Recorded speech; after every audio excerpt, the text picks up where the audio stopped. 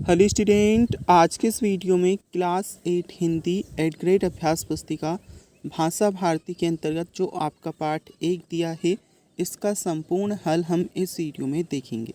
एकदम सही और सटीक आंसर आपको इस वीडियो में बताए जाएंगे। तो ये है आपका पाठ 1 बर्थ और यहाँ पर आपको दिए गए हैं पाठ 1 में प्रश्न उत्तर। तो आपकी जो बुक है उसमें आप खोल सकते हैं। पाठ 1 के जो प्रश्न उत्तर है यहाँ से हम सॉल्व करने वाले हैं। प्रश्न क्रमांक 1 से लेकर तो जितने भी क्वेश्चंस आपको इसमें दिए गए हैं सभी प्रश्नों के आंसर आपको इस वीडियो में बताया जाएगा। ठीक है, तो क्वेश्चन नंबर 1 आपका है। आपकी बुक भी आप खोल सकते हैं, साथ साथ में नोट भी कर सकते हैं। आपकी बुक में क्लास 8 हिंदी 8th ग्रेड अभ्यास पुस्तिका पाठ 1 बर्दे हम सॉल्व कर रहे हैं। पहला आपका प्रश्न है, बर्दे बीड़ा वादिनी बर्दे पंक्ति में कौन सा अलंकार है। ये आपकी न्यू वाली बुक है, तो आपको इसी बुक से अपनी जो बुक है कंप्लीट करना है। अब बर्दे बीणा वादिनी बर्दे पंक्ति में कौन सा अलंकार है। 4 ऑप्शन दिए हैं, उपमा, अनुप्रास, यमक या फिर श्लेष। इसके आंसर में आप करोगे ऑप्शन है उपमा अलंकार। चलिए इसके बाद देखते हैं आपका प्रश्न क्रमांक 2, अमी शब्द का पर्यायवाची कौन सा है। इसमें आपको गरल दिया है अमर, अमी और गहन। इसके आंसर में आप कर लेंगे क्या। अमृत शब्द का पर्यायवाची आपका होगा ऑप्शन सी अमर, अमी।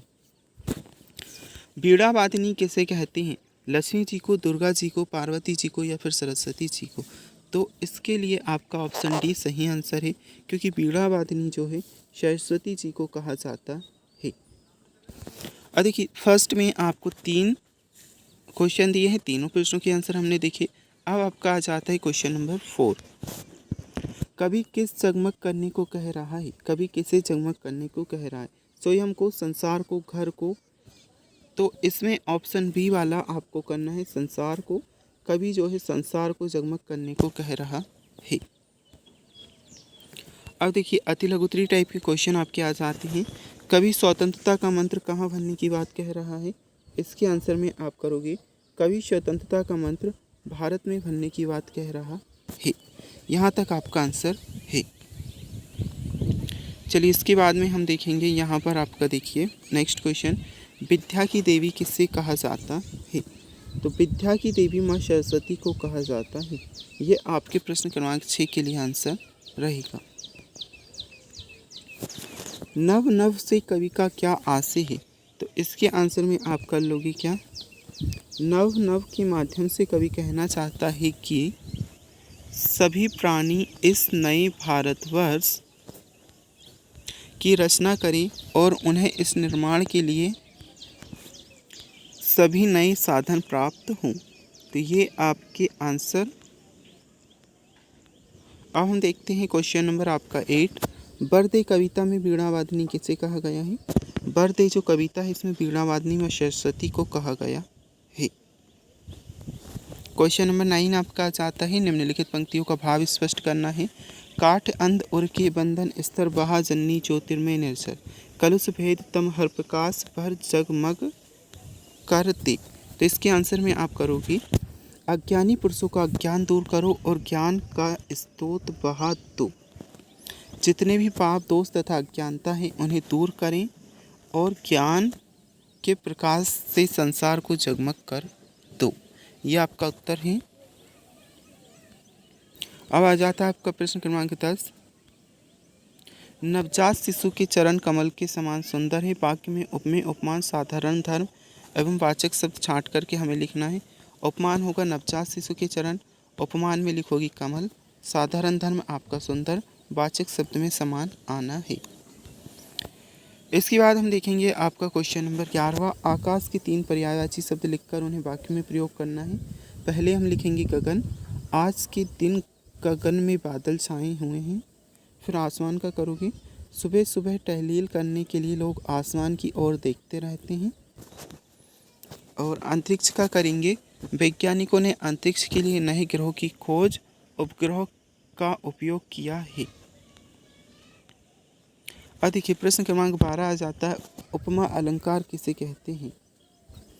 इसके आंसर में आप करेंगे उपमा शब्द का मतलब होता है तुलना। जब किसी व्यक्ति या वस्तु की तुलना किसी दूसरे व्यक्ति या वस्तु से की जाती है तब वहाँ उपमा अलंकार होता इसके बाद आपका 13वां प्रश्न आ जाता है, आप माँ सरस्वती से अपने राष्ट्र के लिए वरदान में क्या क्या मांगना चाहेंगे। इसके आंसर में आप कर लोगे, हम माँ सरस्वती से अपने राष्ट्र के लिए वरदान में मांगेंगे, हे सरस्वती माँ, मेरे राष्ट्र में सुख समृद्धि हो, कोई किसी को गुलाम न बनाए, देश के सारे बच्चे पढ़ लिख कर ज्ञानवान बने एवं देश की समृद्धि में अपना योगदान दें, सबको बराबर की शिक्षा प्राप्त हो, देश में आतंक भ्रष्टाचार कले ना हो, चारों ओर हरियाली ही हरियाली दिखाई दे, सब लोग प्रसन्न खुश हो, अकाल बाढ़ जैसी प्राकृतिक आपदाओं से मेरा देश सदैव बचे रहे। अब देखिए आपका 14वां प्रश्न आ जाता है, बढ़ती कविता में कवि प्रकृति की किन किन वस्तुओं में नया रूप देखना चाह रहा है, विस्तार पूर्वक लिखना है।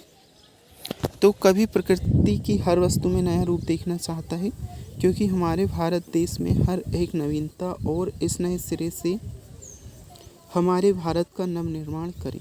कवि कहते हैं, नव विकास नवीन तान ले और गीत हो, नया कंठ हो, नवीन बादलों के समान गंभीर ध्वनि हो, इस गंभीर आकाश में विचरण करने वाले नवीन पक्षियों के समूह नए पंखों सहित नव स्वर प्रदान करे, जिससे प्रकृति का कण कण नवीनता आए और भारत की धरती का सौंदर्य अनुपम हो।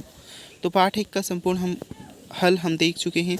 इसके बाद आपका पाठ 2 आत्मविश्वास से, अगर आप इसके उत्तर की वीडियो देखना चाहते हैं, लिंक मिल जाएगा आपका डिस्क्रिप्शन बॉक्स में, वहां से जाकर के आप देख सकते हैं। PDF डाउनलोड करना चाहते हैं तो उसकी लिंक भी आपको डिस्क्रिप्शन बॉक्स में दी है, जाकर के डाउनलोड कर लीजिएगा।